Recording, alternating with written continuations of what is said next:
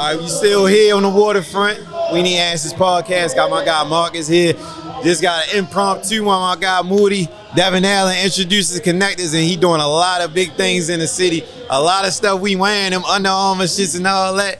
My guy is a part of that, so we definitely need to hear about what's going on. So you introduce yourself to us? Cool, yeah. I'm Marcus Cheatham, born and raised in Baltimore, Maryland, and I'm Director of Product for Special Teams and Collaborations at Under Armour. Okay, that's what's up. So what does that mean? What does your job entail? What you doing? So it's interesting. I help manage the products, like, you know, from inception all the way to commercialization. So I work and help lead teams to build the product, to ideate, you know, what's going to be our next big thing. Specifically, I can talk about this shoe a little bit, but what's the inception? How do we make athletes better? And then we come up with the idea of the products that we talk with athletes to understand their lives. And then we go to work. And so that's when we design and we start fitting it and making sure that it's, you know, appropriate for them. And then once it's done the development, then we put it out, we market the product, and then we see how it works. And so I get to work on special teams specifically. I like to say that we're like a space shuttle.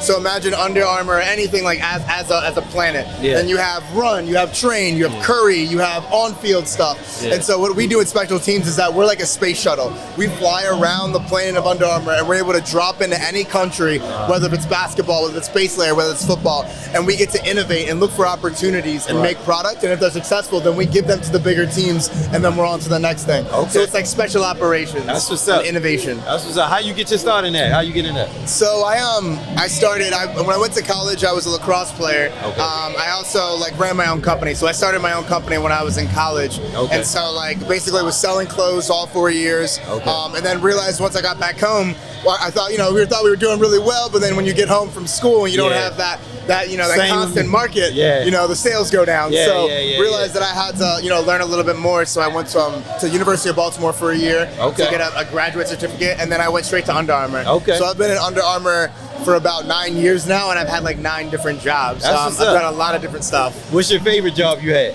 I mean, the one I have now, this is actually the longest job I've ever held at Under Armour. But I worked on boys products when I first started. I worked on Under Armour Sportswear, which was the fashion brand that we started. I lived up in New York. I worked with A$AP Rocky on his shoe. I worked with Palm Angels, based out of Milan. I worked on a collaboration with them. So I've built a lot of franchises. So I've done a lot of stuff. And, you know, it's never like a straight path. People are like, oh, how'd you get there? It's always like side steps. It's never the straight path, but, you know, it sounds like a fun job. It's fun, you know.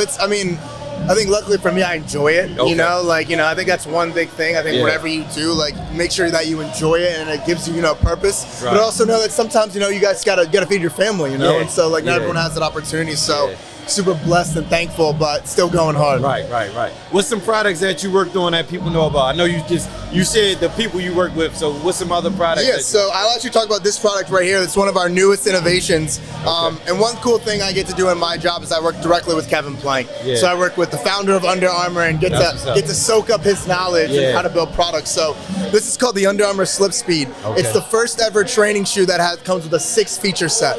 So you've got the flow technology. Stephen Curry uses the same technology to win championships. So we built it as a training shoe, so it's super flat, so you have a really great base, and it's super lightweight. The next thing is that we have this beautiful mesh upper. These actually just came out this week, the specific materialization, so it's really nice and breathable, and you can see on the inside.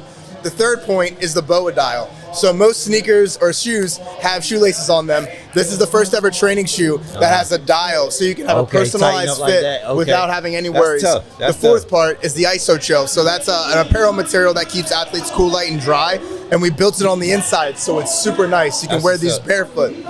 Number 5, you wear your shoes barefoot, they get a little stinky. So these are also machine washable. You can throw them in the wash, let them air dry, and they're good to go. And the piece de resistance, the coup d'etat of the shoe, is the heel. So it's called the Under Armour Slip Speed. What we noticed is that a lot of athletes are crushing the back of their heels. So what we, instead of telling them that they're wrong, we actually created a completely collapsible heel. So you can wear them in slip mode or speed mode, and it's all done by the adjustable dial. So it's the Under Armour Slip Speed, the first ever training shoe that comes with a set of instructions. Man, that's hard. That's fine. He looks super comfortable. No, they're awesome. I mean, I just got them today, so they're not that but you can feel them, you know, they're super lightweight. You just push the dial in, click it in, and you just dial it up. That's tough. That's tough. Yeah. Definitely tap in. When they come out? So these are out now. Okay. We launched them last year at Halloween. Okay. And so this is the mesh iteration, and then we have something special coming on Halloween of this year. Cool, so you got to cool. stay tuned. Well, we gotta. My episodes are typically an hour long, so I definitely gotta get you on for a longer episode. Yeah, to no, talk I'd about all love this to. stuff, I'd though. love to. But before we go, we gotta tap into the Baltimore stuff. So I want to know your favorite food, Baltimore food, and Baltimore restaurant. It could be now, back then, whatever. Like growing up, whatever. I mean, can't be from Baltimore and say you don't like crabs, so we're gonna go with crabs, cracking those crabs. Okay. My favorite place to eat. I mean, right now, there's one place I go to almost every single week. What's that? And it's Pauly G's up in Hampton. Okay. Because That's the pizza place, the right? pizza Yeah, place. yeah, I mean, I yeah, get vegan pizza there, yeah. regular pizza, Yeah. So I'll say that's That my food favorite good. just because it's somewhere I'm going often. Yeah. I fuck with them. I like them. I like them a lot. What would you say Baltimore could do to better the Inner Harbor? What you think could do to make it a better place to come? I mean, we're here now. I think there's definitely more businesses that need to come here. I think like black-owned businesses and minority-owned businesses need to be here because I think that's how we're gonna get people to come out. Right.